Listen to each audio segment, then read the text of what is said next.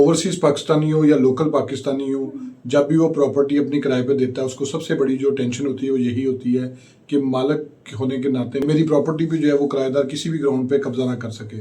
अब उसमें एक ऐसी चीज़ है जो कि सबसे ज़्यादा इस्तेमाल की जाती है, जिसकी वजह से ज़्यादातर लोग जो है वो प्रॉपर्टी पे कब्जा करने में कामयाबी हो जाते हैं। उसके बारे में सुप्रीम कोर्ट ने एक जो है वो बहुत इंपॉर्टेंट फैसला दिया है कि ये अगर एक स्पेसिफिक ग्राउंड जो कि 70-80% किराएदार जो है वो ये ग्राउंड ले लेते हैं कोर्ट्स में जाके जी कि ये एक स्पेसिफिक कंडीशन है, वो जो मैं आपको वीडियो में बताऊंगा भी आगे, इसकी वजह से जो है हमें इस प्रॉपर्टी से ना निकाला जाए, और कोर्ट्स उनकी वो बात मान भी लेती है। लेकिन सुप्रीम कोर्ट ने अब एक ऐसा फैसला दिया है कि उन्होंने इस चीज़ को सिरे से जो है वो रूल आउट कर दिया है। वो कंडीशन क्या है और उसके ऊपर जो है वो किस तरीके से अमल दरामद अब होगा, इस बारे में मैं आज आपको वीडियो में बताऊंगा। अपनी वीडियो शुरू करने से पहले मैं आपसे रिक्वेस्ट करूंगा, मेरे फेसबुक पेज को लाइक करें, यूट्यूब चैनल को सब्सक्राइब करें। दूसरा मेरी आपसे रिक्वेस्ट है कि अगर मेरी वीडियो से आपके लिए में कोई इजाफा होता है तो एक लाइक कर दिया करें, कमेंट कर दिया करें, शेयर कर दिया करें, इससे मेरी काफ़ी हौसला अफजाई होती है। तो अब आ जाते हैं अपने असल टॉपिक की तरफ कि आखिर सुप्रीम कोर्ट ने जो है वो किस लॉ पॉइंट के ऊपर जो है वो एक फ़ैसला दिया है, और ये बिल्कुल लेटेस्ट फैसला है, और उसके ऊपर जो है वो किस तरीके से अमल दरामद होगा। तो उसमें बात कुछ इस तरह से है कि जब भी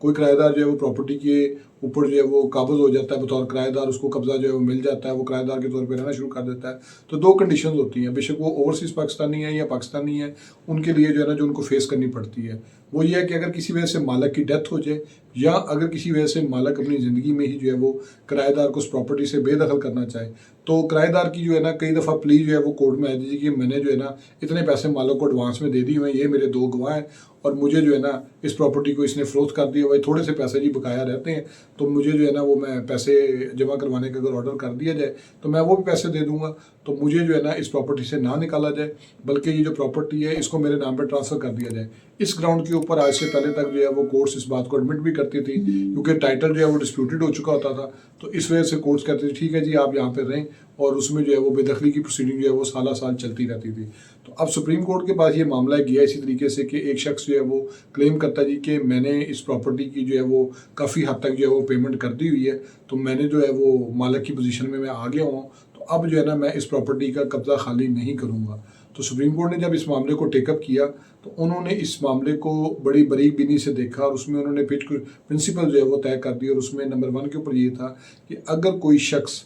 किसी भी हवाले से किसी भी टाइम पे किसी भी वजह से इस बात को क्लेम करता है कि जी मैंने जो है ये प्रॉपर्टी जो कि मुझे किराए के तौर पे दी गई थी, जिसमें मैं बतौर किराएदार जो है वो दाखिल हुआ था, इसको मैंने ख़रीद लिया, या इसकी हद तक जो प्रोप्राइटरी राइट्स यानी कि जो मलकीती हकूक़ हैं वो मेरे एग्जिस्ट करते हैं, तो उसके बावजूद, इस क्लेम के बावजूद, जब तक उसके पास एक प्रॉपर कोर्ट जो है वो एडजुडिकेट नहीं कर देती इस मामले के, हाँ जी अब वाकई ही अब आपके पास जो है मालिकाना हकूक़ मौजूद है, आप चाहें तो इस प्रॉपर्टी को जो है बतौर मालिक क्लेम कर सकते हैं, उतनी देर तक उस शख्स का जो स्टेटस है वो किराएदार का ही रहेगा। बेशक उसने सारी पेमेंट भी कर दी है, उसके पास स्टाम्प मौजूद है, स्टाम्प मौजूद नहीं भी है, अगर मालिक ज़िंदा है या मालिक की वफ़ात होगी और उसमें उसके बाद गवाह भी मौजूद है, अदालत ने कहा है कि अगर वो ट्रांजैक्शन मुकम्मल नहीं हुई है जिसके मुताबिक मलकियत ट्रांसफ़र होती है, यानी अगर मालिक ने आपके नाम पर रजिस्ट्री नहीं करके दी, या उसके वारसान में से किसी ने इस बात को ऑन नहीं किया कि आप जो है वो वाकई इस प्रॉपर्टी के मालिक बन चुके हैं, क्योंकि कोर्ट्स के अंदर ये बात बहुत ज़्यादा कॉमन आती है जी कि ये शख्स जो है वो मेरे से इतने पैसे ले चुका हुआ है,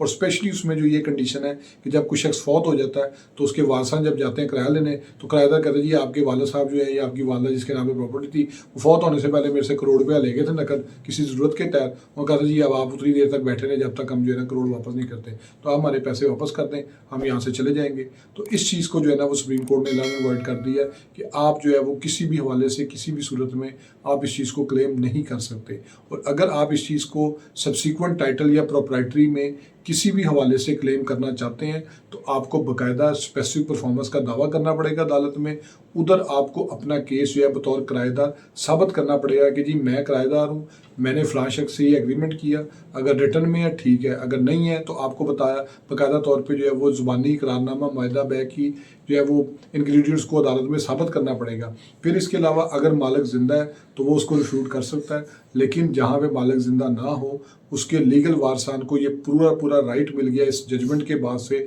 सुप्रीम कोर्ट के इस तारीखी फैसले के बाद से, कि वो ना सिर्फ किराया क्लेम कर सकते हैं बल्कि वो उस शख्स को जो कि उस प्रॉपर्टी पे कब्जा करके बैठा हुआ है वहाँ से निकलने का भी जो है वो प्रोसीजर कर सकते हैं। और उसको निकालने का जो प्रोसीजर है वो ये है कि वो बेदखली की दरख्वास्त जो है वो रेंट कंट्रोलर या रेंट ट्रिब्यूनल में दायर करें। उसके बाद जो है वो उसकी प्रोसीडिंग्स होगी और अदालत में अगर ये प्ली ले भी ली जाए, प्ली ये क्लेम की फॉर्म में आ भी जाए सामने कि आप जो है वो इस प्रॉपर्टी को जो है वो बतौर बायर जो है वो क्लेमेंट के तौर पे क्लेम कर रहे हैं, उसके बावजूद भी जो है वो आपकी बात नहीं सुनी जाएगी जब तक आप अपना टाइटल सिविल कोर्ट से जो है वो स्पेसिफिक परफॉर्मेंस के जरिए क्लियर नहीं करवा लेते कि जी मैं इस प्रॉपर्टी का जो है ना मालिक मुझे जो है ना वो कंसिडर किया जाए क्योंकि मैं ये सारी पेमेंट कर चुका हूँ। आपको अपना इकरारनामा या मुआहदा या प्रॉपर्टी राइट्स जो है वो साबित करने पड़ेंगे। होप्स आपको ये वीडियो पसंद आई होगी। मेरे फेसबुक पेज को लाइक करें, यूट्यूब चैनल को सब्सक्राइब करें ताकि लीगल टॉपिक्स रिलेटेड इसी तरह एडवाइस मैं आपसे शेयर करता रहूँ। Thank you for watching.